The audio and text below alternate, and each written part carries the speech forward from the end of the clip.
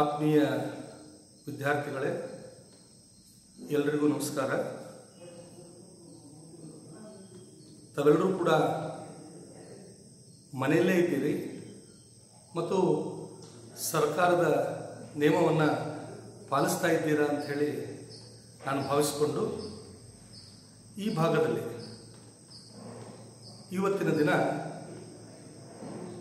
Financial market 4ನೇ ಸೆಮಿಸ್ಟರ್ನ open ಎಲೆಕ್ಟಿವ್ಗೆ ಸಂಬಂಧಪಟ್ಟಂತೆ ನಿನ್ನೆ ವಾಣಿಜ್ಯ ಬ್ಯಾಂಕ್ಗಳ ಪ್ರಾಥಮಿಕ ಕಾರ್ಯಗಳನ್ನು ನಾನು ಪ್ರಸ್ತಾಪ ಮಾಡ್ತಾ ಇದ್ದೆ. ಅದರಲ್ಲಿ ಒಂದು ಕೊನೆಯದಾಗಿ ಪತ್ತು ಸೃಷ್ಟಿ ಎನ್ನುವಂತಹ 4ನೇ ಕಾರ್ಯವನ್ನು ಮತ್ತು ಇತರ ಕಾರ್ಯಗಳನ್ನು ಇವತ್ತು ನಾನು ಪ್ರಸ್ತಾಪ ಮಾಡ್ತೇನೆ.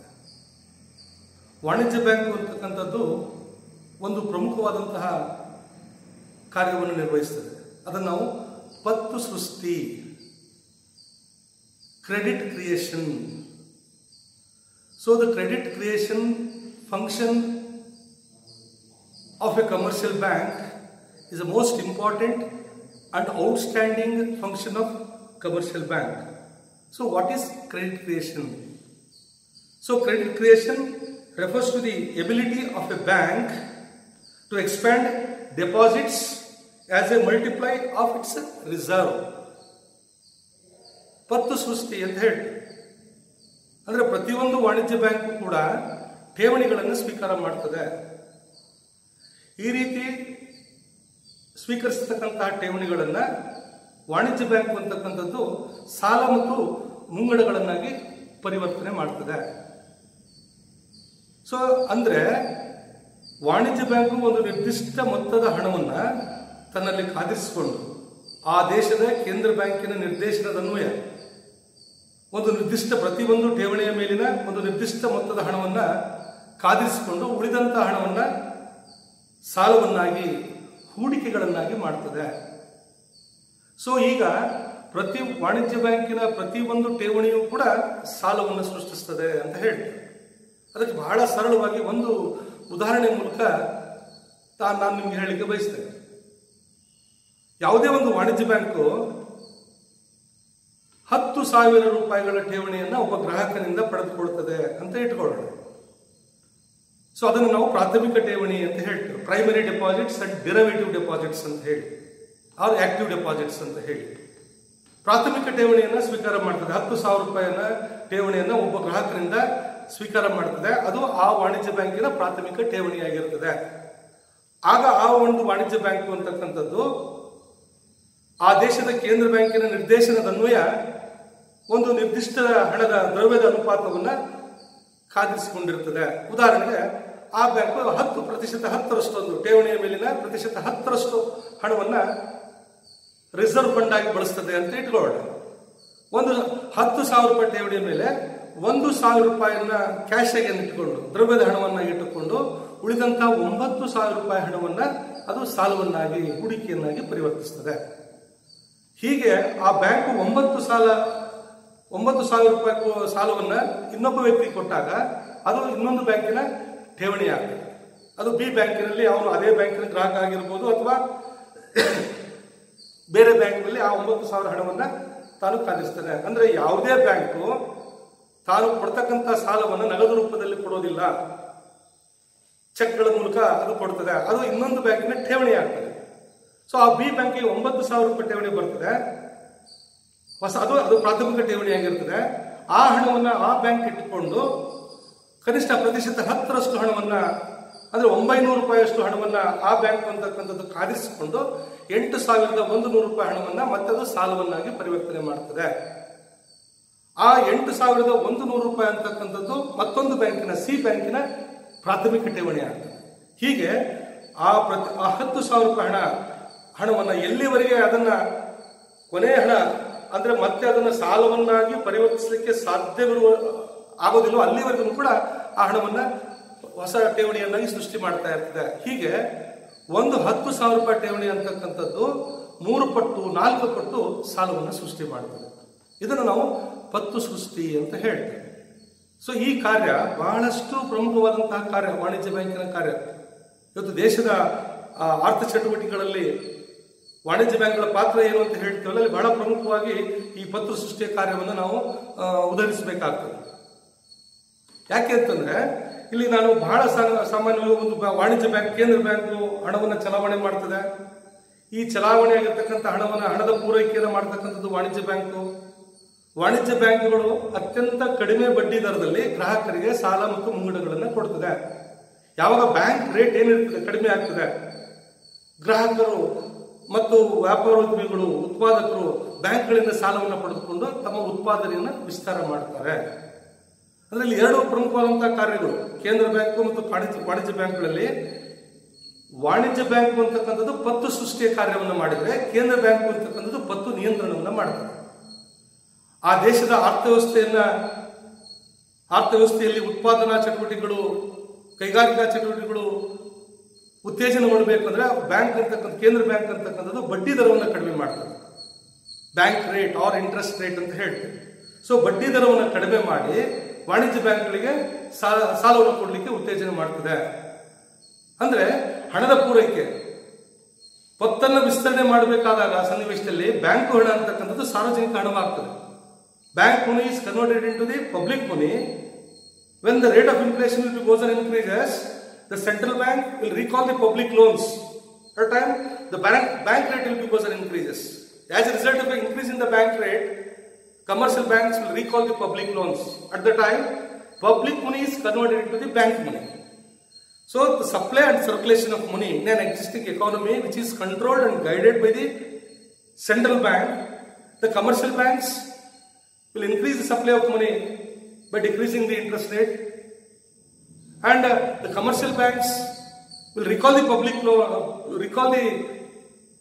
public money by increasing the interest rate as per the directions of Reserve Bank of India. ಅಂದ್ರೆ ವಾಣಿಜ್ಯ ಬ್ಯಾಂಕ್ ಅಂತಕ್ಕಂಥದ್ದು ಕೇಂದ್ರ ಬ್ಯಾಂಕಿನ ನಿರ್ದೇಶನದನ್ವಯ ಬಡ್ಡಿ ದರವನ್ನು ಏರಿಳಿತ ಮಾಡೋದ್ರ ಮೂಲಕ ಪತ್ತನ್ನು ವಿಸ್ತರಣೆ ಮಾಡಿದಾಗ, ಬ್ಯಾಂಕ್ ಕಡಿಮೆ ಬಡ್ಡಿ ದರಕ್ಕೆ ಸಾಲವನ್ನು ಕೊಟ್ಟಾಗ ವಾಣಿಜ್ಯ ಬ್ಯಾಂಕ್ಗಳು ಏನ್ ಮಾಡ್ತದೆ, ಪತ್ತದ ವಿಸ್ತರಣೆ ಮಾಡ್ತದೆ. ಬಡ್ಡಿ ದರ ಕಡಿಮೆ ಆದ ತಕ್ಷಣ ವ್ಯಾಪಾರೋದ್ಯಮಿಗಳು, ಉತ್ಪಾದಕರು ಆ ಒಂದು ಬ್ಯಾಂಕ್ಗಳಿಂದ ಸಾಲವನ್ನು ಪಡೆದುಕೊಂಡು ಉತ್ಪಾದನೆಯನ್ನು ಹೆಚ್ಚು ಮಾಡ್ತಾರೆ. ಉತ್ಪಾದನೆಯನ್ನು ಹೆಚ್ಚು ಮಾಡ್ತಾರೆ ಅಂದ್ರೆ ಉತ್ಪಾದನಾಗಳನ್ನು ಹೆಚ್ಚು ಬಳಕೆ ಮಾಡ್ತಾರೆ. ಭೂಮಿ, ಶ್ರಮ, ಬಂಡವಾಳ, ಸಂಘಟನೆ. ಸೊ ಉತ್ಪಾದನಾಂಗಗಳ ಬೆಲೆ ಹೆಚ್ಚಾಗ್ತದೆ. ಸೊ ಉತ್ಪಾದನಾಂಗಗಳ ಬೆಲೆ ಹೆಚ್ಚಾದಾಗ ಜನರ ಆದಾಯ ಹೆಚ್ಚಾಗ್ತದೆ. ಜನರ ಆದಾಯ ಹೆಚ್ಚಾದಾಗ ಜನರ ಕೊಳ್ಳುವ ಶಕ್ತಿ ಹೆಚ್ಚಾಗ್ತದೆ. ಸೊ ಜನರ ಕೊಳ್ಳುವ ಶಕ್ತಿ ಹೆಚ್ಚಾದಾಗ ಬೇಡಿಕೆ ಹೆಚ್ಚಾಗ್ತದೆ, ಲಾಭದ ಪ್ರಮಾಣ ಹೆಚ್ಚಾಗ್ತದೆ, ಅರ್ಥವ್ಯವಸ್ಥೆ ಅಂತಕ್ಕಂಥದ್ದು ಮೇಲ್ಮುಖವಾಗ್ತದೆ, ಅರ್ಥವ್ಯವಸ್ಥೆ ಅಂತಕ್ಕಂಥದ್ದು ಉತ್ಪಾದನಾ ಪ್ರಮಾಣ ಹೆಚ್ಚಾಗ್ತಾ ಹೋಗ್ತದೆ. ಹೀಗೆ ನಿರಂತರವಾದಂತಹ ಪ್ರಕ್ರಿಯೆ. ಮತ್ತೆ ಬ್ಯಾಂಕ್ ಅವನು ಮತ್ತೆ ಲಾಭ ಹೆಚ್ಚಾದ ತಕ್ಷಣ ಉತ್ಪಾದಕ ಏನ್ ಮಾಡ್ತಾನೆ, ಮತ್ತೆ ಬ್ಯಾಂಕಿನಿಂದ ಸಾಲ ಪಡೆದುಕೊಳ್ತಾನೆ, ಮತ್ತೆ ಉತ್ಪಾದನಾಂಗಗಳನ್ನ ಹೆಚ್ಚು ಬಳಸ್ತಾನೆ, ಉತ್ಪಾದನಾಂಗಗಳ ಆದಾಯ ಹೆಚ್ಚಾಗ್ತದೆ, ಜನರ ಕೊಳ್ಳುವ ಶಕ್ತಿ ಹೆಚ್ಚಾಗ್ತದೆ. ಹೀಗೆ ಅರ್ಥವ್ಯವಸ್ಥೆ ಮೇಲ್ಮುಖವಾಗಿ ಹೋಗ್ತದೆ. ಸೊ ಎಲ್ಲೋ ಒಂದ್ ಕಡೆ ಒಂದು ಅರ್ಥವ್ಯವಸ್ಥೆಯಲ್ಲಿ ಹಣದ ಪೂರೈಕೆ ವಿಪರೀತ ಹೆಚ್ಚಾದಾಗ ಕೇಂದ್ರ ಬ್ಯಾಂಕು ಅಂತಕ್ಕಂಥದ್ದು ಬಡ್ಡಿ ದರವನ್ನು ಹೆಚ್ಚು ಮಾಡಿ ಅತಿ ಪ್ರಸರಣವನ್ನು ನಿಯಂತ್ರಣ ಮಾಡುವಂತ ಕೆಲಸ ಮಾಡ್ತದೆ. ಅವಾಗ ಬ್ಯಾಂಕ್ ರೇಟ್ ಹೆಚ್ಚಾಗ್ತದೆ. ಅವಾಗ ವಾಣಿಜ್ಯ ಬ್ಯಾಂಕ್ಗಳು ಸಾಲದ ಮರುಪಾವತಿಗೆ ಹೆಚ್ಚಿನ ಬಡ್ಡಿ ದರವನ್ನು ಕಟ್ಟಲಾರದೆ ಗ್ರಾಹಕ ಅಥವಾ ವ್ಯಾಪಾರಸ್ಥ ಏನ್ ಮಾಡ್ತಾರೆ, ಹಣವನ್ನ ಬ್ಯಾಂಕ್ಗಳಿಗೆ ವಾಪಸ್ ಮಾಡ್ತಾರೆ. ಅವಾಗ ಹಣದ ಪೂರೈಕೆ ಕಡಿಮೆ ಆಗ್ತದೆ, ಅತಿ ಪ್ರಸರಣ ಅಂತಕ್ಕಂಥದ್ದು ನಿಯಂತ್ರಣ ಆಗ್ತದೆ. ಸೊ ಹೀಗೆ ಆರ್ಥ ಚಟುವಟಿಕೆಗಳಲ್ಲಿ ಆಗುವಂತಹ ಎಲ್ಲ ಏರಿಳಿತಗಳಿಗೆ ಪ್ರಮುಖವಾದಂತಹ ಕಾರಣ ಅಂತಂದ್ರೆ ವಾಣಿಜ್ಯ ಬ್ಯಾಂಕಿನ ಈ ಕಾರ್ಯ, ಪತ್ತು ಸೃಷ್ಟಿ ಅಂತ ಹೇಳ್ತೇವೆ. ಹಾಗಾಗಿ ಆಧುನಿಕ ಅರ್ಥವ್ಯವಸ್ಥೆಯಲ್ಲಿ ವಾಣಿಜ್ಯ ಬ್ಯಾಂಕ್ಗಳು ಅತ್ಯಂತ ಪ್ರಮುಖವಾದಂತಹ ಈ ಕಾರ್ಯವನ್ನು ನಿರ್ವಹಿಸಿದೆ. ಸೊ ಇದಿಷ್ಟು ವಾಣಿಜ್ಯ ಬ್ಯಾಂಕಿನ ಪ್ರಥಮ ಅಥವಾ ಪ್ರಾಥಮಿಕ ಕಾರ್ಯಗಳು ಅಂತ ಹೇಳ್ತೇವೆ. ಅನಂತರ ದ್ವಿತೀಯ ಕಾರ್ಯಗಳು, ನಾನು ನಿನ್ನೆ ಹೇಳ್ತಾ ಇದ್ದೆ, ಟ್ರಾನ್ಸ್ಫರ್ ಆಫ್ ಫಂಡ್ಸ್, ಹಣವನ್ನು ವರ್ಗಾವಣೆ ಮಾಡ್ತದೆ. ಆನಂತರ ಭದ್ರತಾ ಲಾಕರ್ಗಳನ್ನು ಒದಗಿಸ್ತದೆ, ವಿದೇಶಿ ವಿನಿಮಯದ ಕೊಳ್ಳುವ ಮತ್ತು ಮಾರುವ ಕೆಲಸವನ್ನು ಮಾಡ್ತದೆ. ಹೀಗೆ ಅನೇಕ ಕಾರ್ಯಗಳನ್ನು ಮಾಡ್ತದೆ. ಇವೆಲ್ಲ ದ್ವಿತೀಯ ಕಾರ್ಯಗಳು ಅಂತ ಹೇಳ್ತೇವೆ. ಸ್ವಲ್ಪ ಹೆಚ್ಚು ಕಡಿಮೆ ಈಗ ದ್ವಿತೀಯ ಕಾರ್ಯಗಳೇನಿದೆ ಇವು ಔಟ್ಡೇಟೆಡ್ ಆಗಿದೆ. ಆಧುನಿಕ ತಂತ್ರಜ್ಞಾನ ಬದಲಾವಣೆ ಆಗಿರೋದ್ರಿಂದ ಸ್ವಲ್ಪ ವಿಭಿನ್ನವಾದಂತಹ ಕಾರ್ಯಗಳನ್ನು ಇವತ್ತು ವಾಣಿಜ್ಯ ಬ್ಯಾಂಕ್ಗಳು ಮಾಡ್ತವೆ. ಇವೆಲ್ಲ ಸಾಂಪ್ರದಾಯಿಕ ಕಾರ್ಯ. So in spite of these traditional functions, commercial banks are facilitate the modern banking service to the customer for the transfer of funds from one bank to the another bank, from one account to the another account, and other modern activities which are discharged by the modern commercial banks. So especially in this what we call the secondary function, transfer of funds. ಹಣದ ವರ್ಗಾವಣೆ ಮಾಡ್ತದೆ ಬ್ಯಾಂಕ್ಗಳು ಅಂತ ಹೇಳಿ. So ಹಣದ ವರ್ಗಾವಣೆ ಹಿಂದೆ ಬಹಳ ದಿನಗಳ ಹಿಂದೆ ನಾವು ವಿದ್ಯಾರ್ಥಿಗಳಾಗಿದ್ದಾಗ ಬ್ಯಾಂಕ್ಗಳು ಏನು ಹಣದ ಹೇಗೆ ವರ್ಗಾವಣೆ ಮಾಡ್ತಾ ಇತ್ತು ಅಂತಂದ್ರೆ MT ಅಂತ ಹೇಳಿ ಮಾಡ್ತಾ ಇದ್ರು, ಮನಿ ಟ್ರಾನ್ಸ್ಫರ್. TT ಅಂತ ಹೇಳ್ತಾ ಇದ್ರು, ಟೆಲಿಗ್ರಾಫಿಕ್ ಟ್ರಾನ್ಸ್ಫರ್. ಸೊ ಇವತ್ತು ಇವೆಲ್ಲ ಔಟ್ಡೇಟ್ ಆಗಿದೆ. ಮಾಡರ್ನ್ ಬ್ಯಾಂಕಿಂಗ್ ಸರ್ವಿಸ್ಗಳು ಅಂತಂದ್ರೆ CBS, core banking solutions. Generally it is called as core banking system. Then e-banking, RTGS, NEFT, credit card, debit card, M-banking, Bheem app, Google app and ATM. So these are the modern banking, what are the services of commercial bank to transfer the funds from one bank to the another bank. So I will not discuss what are the advantage and disadvantages of all these what we call the modern services of the commercial banks. Just I would like to explain or define. I will give some the meaning of all these what we call the modern services, because it is very important for the sake of examinations. ಪರೀಕ್ಷಾ ದೃಷ್ಟಿಯಿಂದ ಸಾಮಾನ್ಯವಾಗಿ ಈ ಆಧುನಿಕ ಸೇವೆಗಳು ಏನೇನು ಮಾಡ್ತದೆ ಬ್ಯಾಂಕ್ಗಳು ಅಂತೇಳಿ ಅದರ ಅನುಕೂಲತೆಗಳು ಅನಾನುಕೂಲತೆಗಳನ್ನು ನಾನಿಲ್ಲಿ ಹೇಳೋದಿಲ್ಲ. ಸೊ ನಾನು ವಿಶೇಷವಾಗಿ ಈ ಎಲ್ಲಗಳ ಬಗ್ಗೆ ಅದರ ಅರ್ಥವನ್ನು ಹೇಳ್ತೇನೆ. ಸಾಮಾನ್ಯವಾಗಿ ತಮಗೆ 2 ಅಂಕಗಳ ಪ್ರಶ್ನೆ ಕೇಳ್ತಾ ಇರ್ತಾರೆ. Expand RTGS, what is NEFT, define core banking system. So ಆ ಕಾರಣಕ್ಕೋಸ್ಕರ ಕೆಲವೊಂದು ಅವುಗಳ ಅರ್ಥವನ್ನು ನಾನಿಲ್ಲಿ ಹೇಳ್ತೀನಿ. ಅದನ್ನ ಸಾಧ್ಯ ಆದರೆ ಅದನ್ನು ನೋಟ್ ಮಾಡಿಕೊಡ್ರಿ. So number 1, core banking system. Core banking can be defined as a back-end system that process of banking transaction across the various branches of a bank. So the bank customers may access their funds and other simple transaction from any of the member branch of the country. Then next one is e-banking. E-banking refers to all the financial transaction undertaken by an financial institution over the internet facilities. In India, the ICICI Bank was the first offered internet banking services in India in 1997. Today, all major banks provide e-banking services to their customers. Then RTGS. The RTGS stand for Real Time Gross Settlement. Real Time Gross Settlement, RTGS. It is a fund transfer system where money is moved from one bank to another bank in real time and on gross settlement. The real time, then the next one is NEFT. NEFT stands for National Electronic Funds Transfer. NEFT stands for National Electronic Funds Transfer. So in India, this system was launched in 2005, November 2005. So the difference between RTGS and NEFT, the fundamental difference between RTGS and NEFT is that RTGS is based on gross settlement, while NEFT is based on net settlement. Then the next, credit card.